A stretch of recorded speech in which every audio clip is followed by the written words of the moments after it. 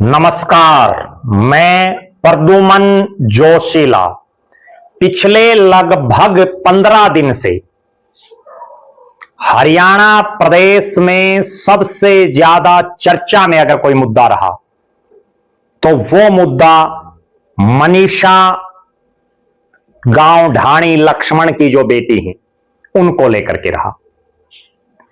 प्रदेश की विधानसभा हो या लोहारू इलाके की सड़कें हों, हरियाणा प्रदेश के किसी भी कोने में जाकर के देख लें, हर तरफ पिछले 11-12 दिन से केवल और केवल मनीषा को लेकर चर्चाएं चल रही हैं कि बेटी मनीषा को न्याय मिल पाएगा। और इस मामले में हरियाणा की सरकार में 5 साल तक बड़े कद्दावर मंत्री रहे, जिनका लोहारू, भिवानी और हरियाणा की राजनीति में एक बहुत बड़ा नाम है। जयप्रकाश दलाल, जेपी दलाल, उन्होंने एक बयान दिया और एक बड़ा ऐलान कर दिया है। उस पर हम इस वीडियो में विस्तार से चर्चा करेंगे। वीडियो को आगे देखने से पहले आप सभी दर्शकों से यह अनुरोध है कि YouTube पर हमारे चैनल को सब्सक्राइब करें, बेल आइकन घंटी का बटन अवश्य दबाएं, वीडियो को ज्यादा से ज्यादा शेयर करें, वीडियो को हाइप जरूर करें, अपने विचार कमेंट के माध्यम से जरूर लिखें। जो दर्शक निष्पक्ष, निर्भीक और स्वतंत्र पत्रकारिता में विश्वास रखते हैं वो हमें निरंतर आर्थिक सहयोग जरूर करें। उसके लिए आप हमारे मोबाइल नंबर 94 166 74 472 94 166 74472 पर गूगल पे या फोन पे जरूर करें। लोहारू के ढाणी लक्ष्मण की बेटी मनीषा, जो 11 तारीख को यानी 11 अगस्त को लापता हुई और उसके बाद 13 तारीख को बेटी का जो शव है वो मिला, यानी उनकी डेड बॉडी मिली 13 अगस्त को। डिगावा में एक बड़ा आंदोलन हुआ, सरकार के साथ और प्रशासन के साथ सहमतियां बनी कमेटी की, लेकिन रातों रात फिर सारा मामला घूम गया। और उसके बाद ढाणी लक्ष्मण में हरियाणा ही नहीं बल्कि दूसरे राज्यों के लोग तक भी पहुंचने की तैयारियां हो रही थी। सोशल मीडिया के माध्यम से खबर आग की तरह फैल गई थी। हालांकि इंटरनेट बंद था भिवानी दादरी के इलाके में, लेकिन उसके बावजूद आग की चिंगारी की तरह हर तरफ एक ही मांग कि मनीषा को न्याय मिले। उसके बाद सरपंच एसोसिएशन के पूर्व प्रधान सोमेश सरपंच ने मध्यस्थता करते हुए ग्रामीणों की या आंदोलनरत लोगों की, परिवार की जन भावनाएं प्रशासन तक, सरकार तक पहुंचाने का काम किया। और उसके बाद मामला सिरे चढ़ा, बेटी का दाह संस्कार भी हुआ, तरह तरह की अफवाहें उड़ी। प्रशासन ने भी पैनी निगाहें अपनी रखी पूरे मामले पर, पुलिस प्रशासन ने। और पूरे घटनाक्रम में हरियाणा के डीजीपी, पुलिस के सबसे बड़े अधिकारी शत्रुजीत कपूर साहब की जो तत्परता, तल्लीनता उनकी देखी गई, जो सूझबूझ उन्होंने दर्शाई, वो भी वास्तव में काबिले तारीफ रही। हजारों की भीड़, तरह तरह की अफवाहें, लेकिन उसके बावजूद शत्रुजीत कपूर साहब एक एक पल पर, पल पल की रिपोर्ट लेकर इस पूरे एपिसोड को, पूरे घटनाक्रम को शांतिपूर्वक ढंग से और परिवार को भी संतुष्ट किया, ग्रामीणों को भी संतुष्ट किया, आंदोलनरत लोगों को भी संतुष्ट किया, कमेटी को भी संतुष्ट किया। हरियाणा के लोग शत्रुजीत कपूर साहब की बड़ी भूरी भूरी प्रशंसा कर रहे हैं। और इस पूरे घटनाक्रम में चाहे सीआईडी चीफ हों, उनका भी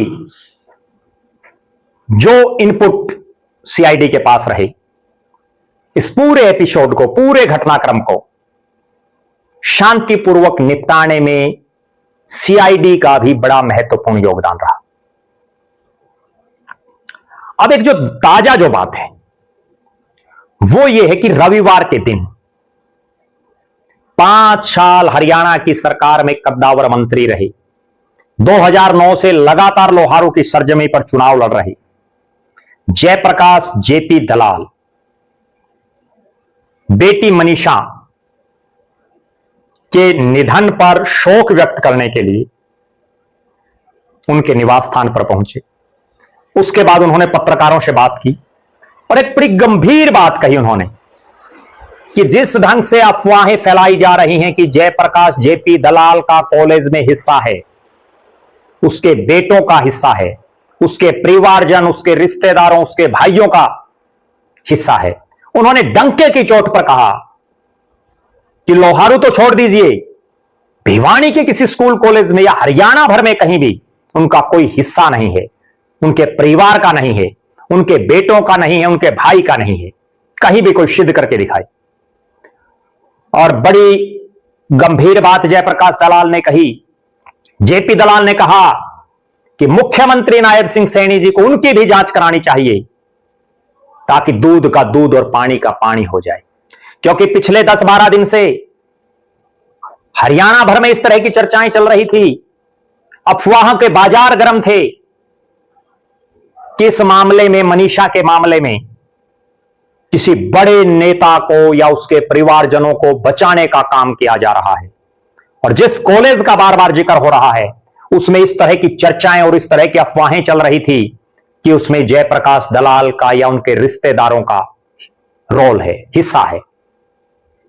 लेकिन खुद जयप्रकाश दलाल ने डंके की चोट पर यह कहा कि लोहारू तो छोड़ दीजिए, भिवानी जिले में ही बता दीजिए, मेरा कहीं कोई हिस्सा पत्ती कहीं कुछ नहीं है। और मुख्यमंत्री साहब को उन्होंने बाकायदा कहा कि सैनी साहब, मुख्यमंत्री जी, आप मेरी भी इंक्वायरी करवाएं। ऐसा खुद प्रदेश के बड़े कद्दावर नेता जयप्रकाश दलाल साहब ने डंके की चोट पर कहा। बाकायदा उन्होंने अपने सोशल मीडिया अकाउंट पर लाइव के माध्यम से एक वीडियो उन्होंने डाला और एक पोस्ट उन्होंने की, जिसको मैं आपको पढ़ करके सुनाता हूं। इससे आपको उनकी भावना का पता चलेगा कि किस तरह से जयप्रकाश दलाल की बेटी मनीषा के प्रति भावना जुड़ी हुई है। जयप्रकाश दलाल साहब ने अपने ऑफिशियल फेसबुक, जो उनका अकाउंट है, उस पर उन्होंने लिखा, हमारे लोहारू जैसे शांति प्रिय और महान क्षेत्र में मनीषा बेटी के साथ हुए दुर्भाग्यपूर्ण घटना अत्यंत दुखद है। इस दर्दनाक समय का राजनीतिकरण करना न केवल गलत है बल्कि असंवेदनशील भी है। सोशल मीडिया तथा कार्यकर्ता साथियों के माध्यम से मुझे जानकारी मिली कि इस घटना में मेरे कुछ राजनीतिक विरोधी मेरा नाम किसी कॉलेज अथवा संस्थान के साथ जोड़ने का प्रयास कर रहे हैं। मैं स्पष्ट करना चाहता हूं कि लोहारू हलके में मेरा अथवा मेरे रिश्तेदार का किसी कॉलेज या संस्थान से कोई संबंध नहीं है। सोशल मीडिया पर चल रही सभी बातें आधारहीन और मेरे कुछ विरोधियों द्वारा चलाई जा रही हैं। इन सभी फर्जी एवं भ्रामक दावों के खिलाफ कानूनी कार्रवाई के लिए मैं और मेरी टीम पुलिस प्रशासन का सहयोग ले रहे हैं।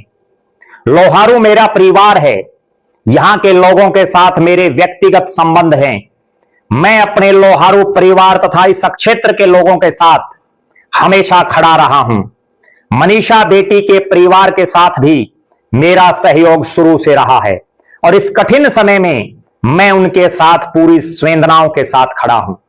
एक एक शब्द बड़ा गौर करने वाला जयप्रकाश दलाल, जेपी दलाल साहब ने लिखा। और मैं एक बात बता देता हूं आप दर्शकों को, 2009 के बाद लगातार 4 चुनाव लड़ने वाला कोई शख्स इस लोहारू में 2009, 2014, 2019 और 2024 वो जयप्रकाश दलाल इकलौते शख्स हैं। भले ही वो 3 चुनाव हारे बहुत क्लोज मार्जिन में, इस बार भी बहुत मामूली अंतर से चुनाव हार गए, लेकिन जब जीते तो बम्पर जीत उनको हासिल हुई। और जीतने के बाद कृषि मंत्री, पशुपालन मंत्री, उसके बाद वित्त मंत्री और लोहारू के उन टिब्बों में पानी पहुंचाने का काम जयप्रकाश दलाल ने किया, जो काम किसी समय चौधरी बंसीलाल ने किया था। आत्मा अंदर से रोती है किसी भी नेता की या किसी भी शख्स की, जब बेवजह उनका नाम किसी ऐसे गंभीर मामले में घसीटा जाता हो जिससे उनका दूर दूर तक का वास्ता ना हो। और यह पूरा जो मनीषा का प्रकरण रहा, इसमें अगर अफवाहें ना फैलती, इसमें अगर जिस ढंग की भाषणबाजी हुई उस ढंग की भाषणबाजी ना होती, और पुलिस प्रशासन भी समय रहते अगर सारी जानकारी सही ढंग से मुहैया करवाता जनता को, तो इतना बड़ा जन आंदोलन भी नहीं बनता और बेटी को समय पर अंतिम संस्कार भी नसीब होता।